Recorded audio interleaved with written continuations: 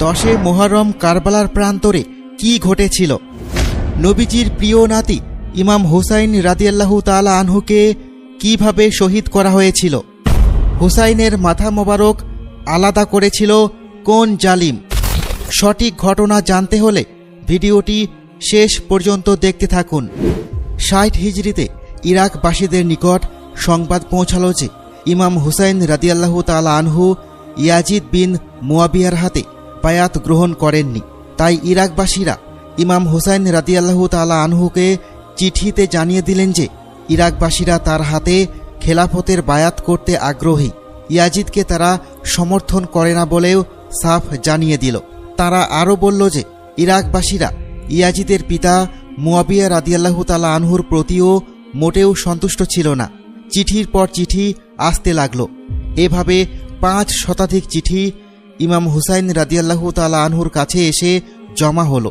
ফলে প্রকৃত অবস্থা যাচাই করার জন্য ইমাম হুসাইন রাদিয়াল্লাহু তাআলা আনহু তাঁর চাচাতো ভাই মুসলিম বিন আকিলকে পাঠালেন। মুসলিম বিন আকিল কুফায় গিয়ে পৌঁছালেন এবং গিয়ে দেখলেন আসলে লোকেরা হুসাইন রাদিয়াল্লাহু তাআলা আনহুকে চাচ্ছে।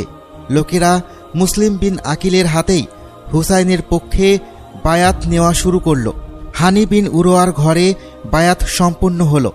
সিরিয়াতে ইয়াজিদের নিকট এই খবর পৌঁছানো মাত্রই তিনি বসরার গভর্নর উবাইদুল্লাহ বিন জিয়াদকে পরিস্থিতি মোকাবেলা করার জন্য পাঠালেন।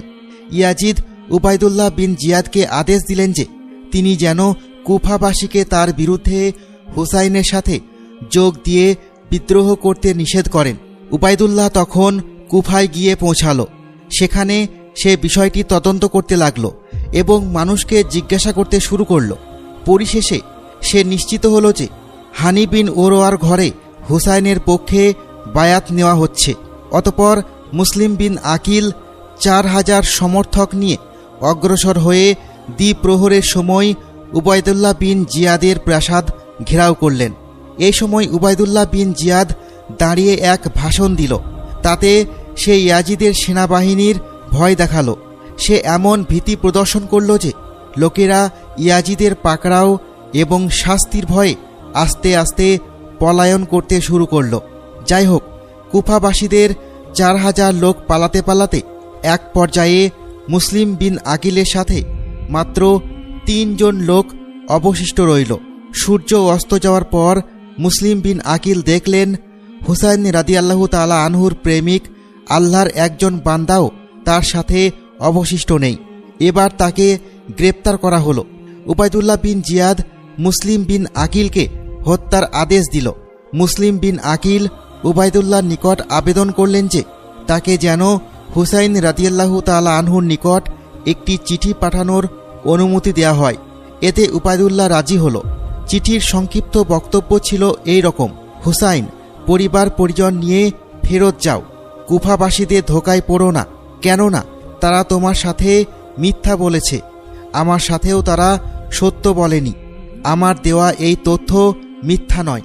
অতপর জুলহাজ মাসের 9 তারিখ আরাফাত দিবসে উবাইদুল্লাহ মুসলিম বিন আকিলকে হত্যার আদেশ প্রদান করে। এখানে বিশেষভাবে স্মরণ রাখা দরকার যে মুসলিম বিন আকিল ইতিপূর্বে কুফাবাসীদের ওয়াদার উপর ভিত্তি করে হুসাইন রাদিয়াল্লাহু তাআলা আনহুকে আগমনের জন্য চিঠি পাঠিয়েছিলেন। সেই চিঠির উপর ভিত্তি করে জুলহাজ মাসের 8 তারিখে ইমাম হুসাইন রাদিয়াল্লাহু তাআলা আনহু মক্কা থেকে কুফার উদ্দেশ্যে রওনা দিয়েছিলেন। অনেক সাহাবী তাকে বের হতে নিষেধ করেছিলেন। তাদের মধ্যে আবদুল্লাহ ইবনে আব্বাস, আবদুল্লাহ ইবনে উমর, আবদুল্লাহ ইবনে জুবাইর, আবদুল্লাহ বিন আমর এবং তাঁর ভাই মোহাম্মদ ইবনুল হানাফিয়ার নাম বিশেষভাবে উল্লেখযোগ্য। ইবনে উমর রাদিয়াল্লাহু তাআলা আনহু হুসাইন রাদিয়াল্লাহু তাআলা আনহুকে লক্ষ্য করে বললেন, হুসাইন, আমি তোমাকে একটি হাদিস শোনাব। জিব্রাইল আলাইহিসসালাম আগমন করে নবী করিম সাল্লাল্লাহু আলাইহি ওয়াসাল্লামকে দুনিয়া এবং আখিরাতে দুটি থেকে যে কোনো একটি গ্রহণ করার স্বাধীনতা দিয়েছিলেন। তিনি দুনিয়া বাদ দিয়ে আখিরাতকে বেছে নিয়েছেন, আর তুমি তার অংশ। আল্লাহর শপথ, তোমাদের কেউই দুনিয়ার সম্পদ লাভে সক্ষম হবে না। তোমাদের ভালোর জন্যই আল্লাহ তোমাদের দুনিয়ার ভোগবিলাস থেকে ফিরিয়ে রেখেছেন। হুসাইন রাদিয়াল্লাহু তাআলা আনহু তার প্রস্তাব প্রত্যাখ্যান করলেন এবং যাত্রা বিরতি করতে অস্বীকার করলেন। অতঃপর ইবনে উমর রাদিয়াল্লাহু তাআলা আনহু হুসাইন রাদিয়াল্লাহু তাআলা আনহুর সাথে আলিঙ্গন করে বিদায় নিলেন এবং ক্রন্দন করলেন। সুফিয়ান সাউরি রাদিয়াল্লাহু তাআলা আনহু ইবনে আব্বাস রাদিয়াল্লাহু তাআলা আনহু থেকে সহিহ সূত্রে বর্ণনা করেন যে ইবনে আব্বাস রাদিয়াল্লাহু তাআলা আনহু ইমাম হুসাইন রাদিয়াল্লাহু তাআলা আনহুকে বলেছেন, মানুষের দোষারোপের ভয় না থাকলে আমি তোমার ঘাড়ে ধরে বিরত রাখতাম। বের হওয়ার সময় আবদুল্লাহ ইবনে জুবাইর রাদিয়াল্লাহু তাআলা আনহু হুসাইন রাদিয়াল্লাহু তাআলা আনহুকে বলেছেন, হুসাইন, কোথায় যাও? এমন লোকেদের কাছে যারা তোমার পিতাকে হত্যা করেছে এবং তোমার ভাইকে আঘাত করেছে। আবদুল্লাহ ইবনে উমর রাদিয়াল্লাহু তাআলা আনহু বলেছেন, হুসাইন তার জন্য নির্ধারিত ফয়সালার দিকে দ্রুত অগ্রসর হচ্ছেন। আল্লাহর শপথ, তার বের হওয়ার সময় আমি যদি উপস্থিত থাকতাম তাহলে তখনই তাকে যেতে দিতাম না, তবে বল প্রয়োগ করে আমাকে পরাজিত করলে সে কথা ভিন্ন। যাত্রাপথে ইমাম হুসাইন রাদিয়াল্লাহু তাআলা আনহুর কাছে মুসলিম বিন আকিলের সেই চিঠি এসে পৌঁছালো। চিঠির বিষয় অবগত হয়ে তিনি কুফার পথ পরিহার করে ইয়াজিদের কাছে যাওয়ার জন্য সিরিয়ার পথে অগ্রসর হতে থাকলেন। পথিমধ্যে ইয়াজিদের সৈন্যরা আমর বিন সাদ, শিমার বিন জুলজাউশান এবং হুসাইন বিন তামিমের নেতৃত্বে কারবালার প্রান্তরে ইমাম হুসাইন রাদিয়াল্লাহু তাআলা আনহুর গতিরোধ করল। ফলে ইমাম হুসাইন রাদিয়াল্লাহু তাআলা আনহু সেখানে অবতরণ করে আল্লাহর দোহাই দিয়ে এবং ইসলামের কথা স্মরণ করিয়ে দিয়ে 3টি প্রস্তাবের যে কোনো একটি প্রস্তাব মেনে নেওয়ার আহ্বান জানালেন। 1.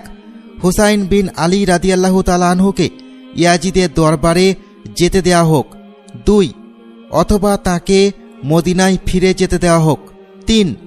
অথবা তাকে কোনো ইসলামী অঞ্চলে সীমান্তের দিকে চলে যেতে দেওয়া হোক, সেখানে তিনি মৃত্যু পর্যন্ত বসবাস করবেন এবং রাজ্যের সীমানা পাহারা দেওয়ার কাজে আত্মনিয়োগ করবেন।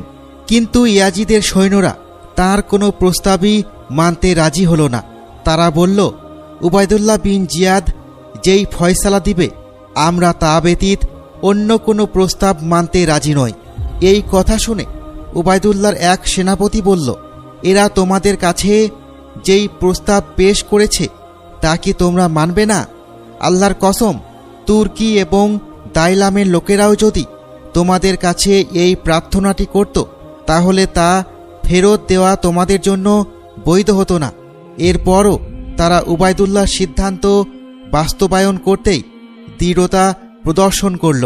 সেই সেনাপতি ঘোড়া নিয়ে সেখান থেকে চলে আসলেন এবং ইমাম হুসাইন রাদিয়াল্লাহু তাআলা আনহু ও তার সাথীদের দিকে আগমন করলেন। তখন ইমাম হুসাইন রাদিয়াল্লাহু তাআলা আনহুর সাথীগণ ভাবলেন তিনি তাদের সাথে যুদ্ধ করতে আসছেন, তাই তিনি সেখান থেকে ফিরে এসে উবাইদুল্লাহ সৈনিকদের সাথে যুদ্ধে লিপ্ত হয়ে তাদের 2 জনকে হত্যা করলেন। অতঃপর তিনিও নিহত হলেন।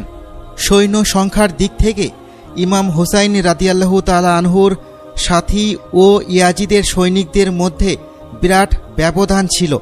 ইমাম হুসাইন রাদিয়াল্লাহু তাআলা আনহুর সামনেই তার সকল সাথী বীরত্বের সাথে যুদ্ধ করে শহীদ হলেন। অবশেষে তিনি ছাড়া আর কেউই জীবিত রইল না। তিনি ছিলেন সিংহের মতো সাহসী বীর, কিন্তু সংখ্যাধিক্যের মোকাবিলায় তার পক্ষে ময়দানে টিকে থাকা সম্ভব হল না।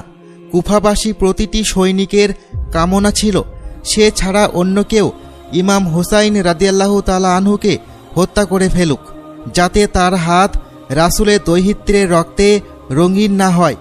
পরিশেষে নিকৃষ্ট এক ব্যক্তি ইমাম হুসাইন রাদিয়াল্লাহু তাআলা আনহুকে হত্যার জন্য উদ্যত হল। তার নাম ছিল শিমার বিন জুলজাউশান। সে বর্ষা দিয়ে হুসাইনের শরীরে আঘাত করে ধরাশায়ী করে ফেলল। অতঃপর ইয়াজিদ বাহিনীর সম্মিলিত আক্রমণে 61 হিজরির মুহররম মাসের 10 তারিখে আশুরার পবিত্র দিনে 57 বছর বয়সে তিনি শাহাদাত অর্জনের সৌভাগ্য লাভ করেন। বলা হয় এই শিমারি ইমাম হুসাইন রাদিয়াল্লাহু তাআলা আনহুর মাথা মোবারক দেহ থেকে বিচ্ছিন্ন করেছে। এইভাবে শহীদ হয়েছিলেন রাসূল সাল্লাল্লাহু আলাইহি ওয়াসাল্লামের প্রিয় দৌহিত্র ইমাম হুসাইন রাদিয়াল্লাহু তাআলা আনহু।